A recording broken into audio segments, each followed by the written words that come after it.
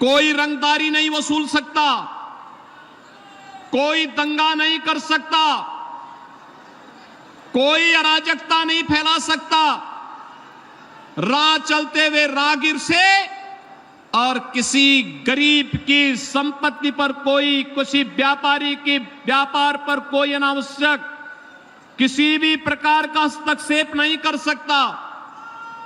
और बहनों और भाइयों, सरकार की योजना का लाभ हर गरीब को, हर किसान को, हर नौजवान को, हर महिला को बराबर यूपी के अंदर मिल रहा है।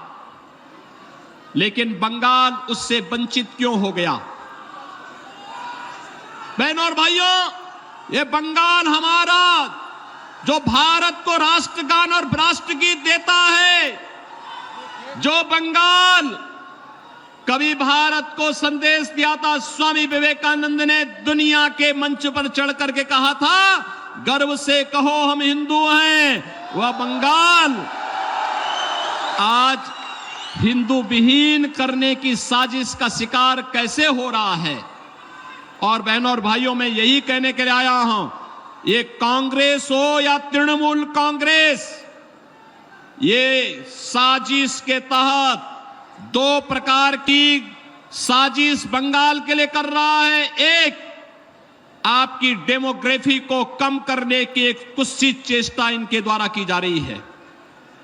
घुसपैठियों को बंगाल के अंदर घुसा करके एक सुनियोजित साजिश के तहत आपकी संख्या को कम करने का प्रयास हो रहा है। और दूसरा, दिल्ली में जो कांग्रेस और तृणमूल कांग्रेस का गठबंधन है, ये दोनों मिलकर के साजिश करना चाहते हैं।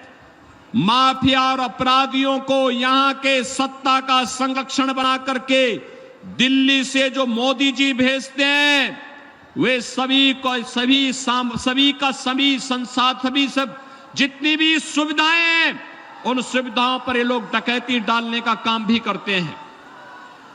और इसीलिए मुझे दुख इस बात का होता है कि बहनों और भाइयों, आज उत्तर प्रदेश दंगा विहीन है, कर्फ्यू विहीन है, योजनाओं का लाभ गरीबों को मिल रहा है। तो यह इसलिए हो पा रहा है क्योंकि प्रधानमंत्री मोदी जी का नेतृत्व और उनका मार्गदर्शन उत्तर प्रदेश को प्राप्त हो रहा है। और बंगाल में मोदी जी कोई काम भेजते हैं, कोई योजना भेजते हैं, तृणमूल कांग्रेस उसको यहां लागू ही नहीं होने देती। जैसे आप मुझे बताओ, 15वीं सदी में बंगाल ने, महान कवि ने बांग्ला रामायण लिखी थी। राम यहां के रग रग में बसे। राम के बगैर भारतीय जीवन पद्धति में कोई कार्य नहीं हो सकता।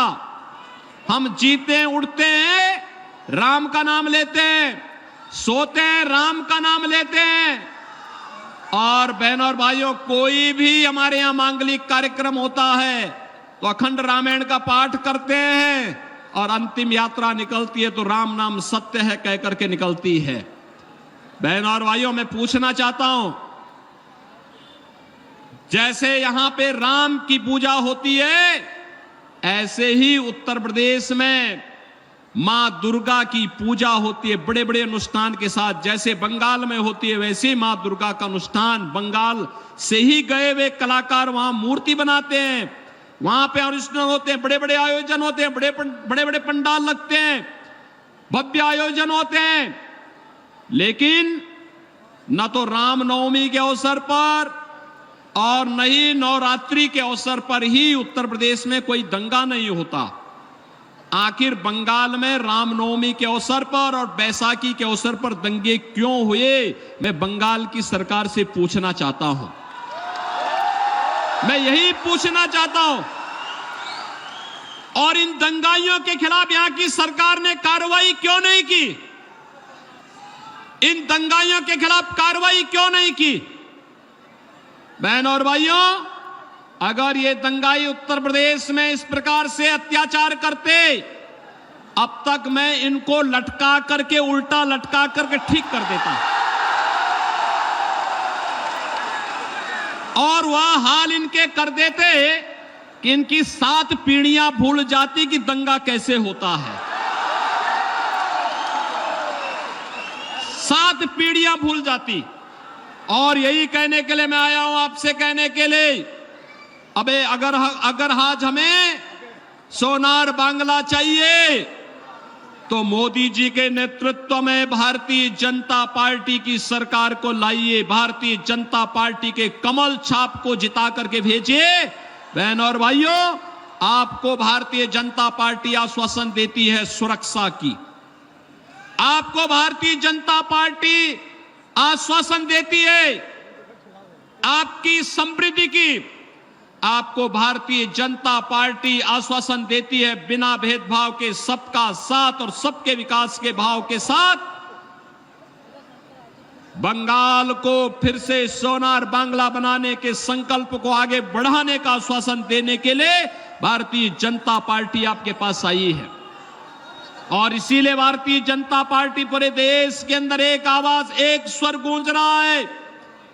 पूरे देश के अंदर भारत अब तक जो चुनाव हुए हैं, उस चुनाव में अब तक 191 लोकसभा सीटों पर चुनाव हो चुके हैं, और 191 सीटों पर चुनाव में बहन और भाइयों, अब तक का देश का जो रुझान है, उस रुझान को देख करके और देश के अंदर का जो स्वर है, उस स्वर को देख करके मैं कह सकता हूं पूरे देश के अंदर जब 4 जून को परिणाम आएंगे तो पूरे देश के अंदर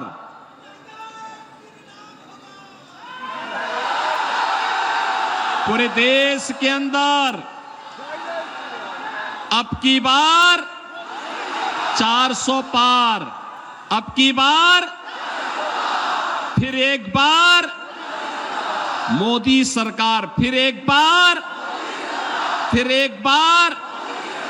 मोदी सरकार फिर आ रही है, कोई संदेह नहीं। क्योंकि देश की आबादी का सबसे बड़ा राज्य उत्तर प्रदेश, 80 लोकसभा सीट हैं, और 80 की 80 सीट मोदी जी के गले में 80 मनकों की माला पहनाने जा रहा है। बहनों और भाइयों, मोदी जी के नेतृत्व में भारत सुरक्षित हुआ है, दुनिया में सम्मान बढ़ा है, डेवलपमेंट के बड़े बड़े प्रोजेक्ट मोदी जी के नेतृत्व में भारत के अंदर बन रहे हैं, गरीब कल्याणकारी योजनाओं का लाभ मिल रहा है, नौजवानों को नौकरी मिल रही है, और सुरक्षा का ये माहौल बेहतर करने के लिए आज भारतीय जनता पार्टी आपको आश्वासन देती है कि रामनवमी और बैसाखी के अवसर पर दंगा करने वाले या संदेश खाली की घटना के लिए जिम्मेदार इन गुंडों को सजा दिलाने का काम भी भारतीय जनता पार्टी करेगी। भारतीय जनता पार्टी आपको इस बात के लिए आश्वस्त करती है, एक बार फिर से मोदी जी के नेतृत्व में सरकार बनने दीजिए, और रामनवमी के अवसर पर आपकी आस्था के साथ खिलवाड़ करने वाले जो भी लोग थे, उन लोगों को सबक सिखाने के लिए फिर एक बार मोदी सरकार आवश्यक है। और इसीलिए भारतीय जनता पार्टी आपके पास आई है कि भारतीय जनता पार्टी को भारी बहुमत से विजयी बना करके यहां से भारतीय जनता पार्टी ने डॉक्टर निर्मल कुमार शाह को अपना प्रत्याशी बनाया है। बहनों और भाइयों, निर्मल कुमार शाह ये भारतीय जनता पार्टी के प्रत्याशी हैं, और मेरी आप सबसे विनती होगी, सबसे अपील होगी कि डॉक्टर निर्मल कुमार शाह कमल चुनाव चिन्ह के साथ, कमल चुनाव चिन्ह भी ये मां लक्ष्मी का आसन है, मां लक्ष्मी को लेके, मां लक्ष्मी आपके घर में समृद्धि लेकर के आएगी, समृद्धि लेकर के, यानी सोनार बंगाल बनाने के लिए भारतीय जनता पार्टी आवश्यक है।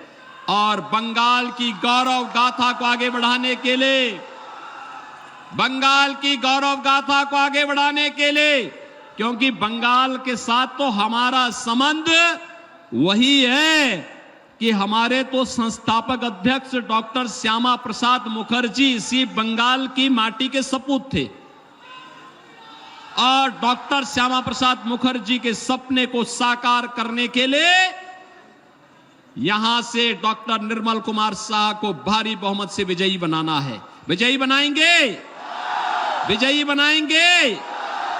बंगाल को दंगों से मुक्त करेंगे, कर्फ्यू से मुक्त करेंगे। भारत की सुरक्षा और समृद्धि को मोदी जी के हाथों में और सुदृढ़ करेंगे। भारत आत्मनिर्भर बनेगा तो आपके चेहरे पर खुशहाली आएगी। भारत विकसित भारत बनेगा, उसका लाभ हर भारतवासी को मिलेगा, 140 करोड़ भारतवासियों को मिलेगा। और इसलिए आत्मनिर्भर भारत और विकसित भारत के लिए मोदी जी फिर से आवश्यक हैं और प्रधानमंत्री मोदी जी के नेतृत्व में हमें सोनार बांग्ला बनाने के लिए डॉक्टर निर्मल कुमार शाह बहरामपुर लोकसभा सीट पर भारतीय जनता पार्टी के प्रत्याशी आपके बीच में हैं।